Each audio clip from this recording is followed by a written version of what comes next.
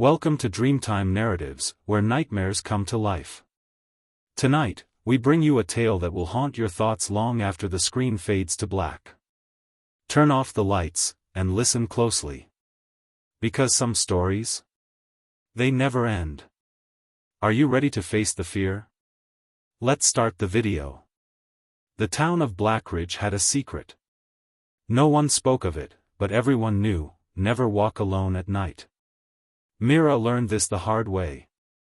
It started with whispers outside her window.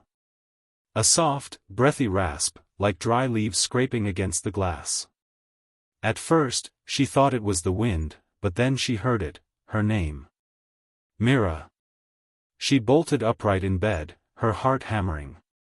Peering through the curtains, she saw only darkness. The streetlights flickered, casting long shadows across the pavement. The town's roads were empty, just as they always were after sunset. She forced herself to breathe. It was just her imagination. Just the wind. But the next night, it returned. The whispering, the scratching at her window.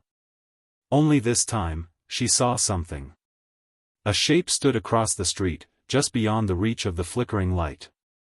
Tall, thin, wrong. The figure had no face. No features at all, just smooth, hollow skin where eyes and a mouth should be. It tilted its head, as if listening. Mira stumbled back, her breath caught in her throat. It wasn't real. It couldn't be real. But then it moved. Not walked, glided. It didn't bend its knees, didn't sway. It slid closer, slow and deliberate. She slammed her curtains shut. Minutes passed, stretching into hours, until finally, she collapsed into a restless sleep. The following day, she asked her neighbor, Mrs. Holloway, if she had ever seen something strange at night. The old woman's face turned pale. "You saw him, didn't you?" she whispered. "Who?" Mira asked, though she wasn't sure she wanted to know. "The hollow man."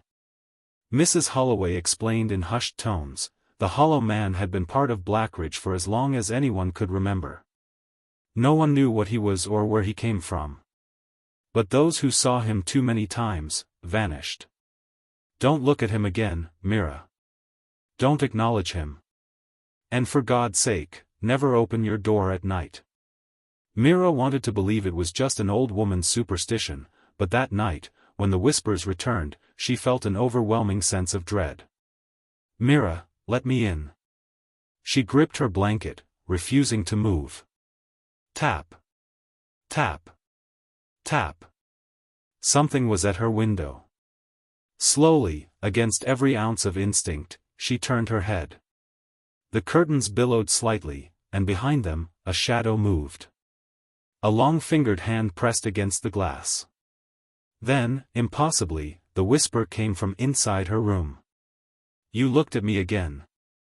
The last thing Mira saw was the hollow man standing over her, his face impossibly smooth, his mouth stretching open, wide, wider, impossibly wide. And then there was only darkness. The next morning, Mira's bed was empty. Her room was untouched.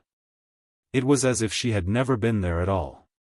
But in the silence of Blackridge, in the dead of night, a new whisper could be heard. "Let me in." And that's the end of the story. If you like the video, so don't forget to like, share, and subscribe to this channel for more haunted content. See you in the next video.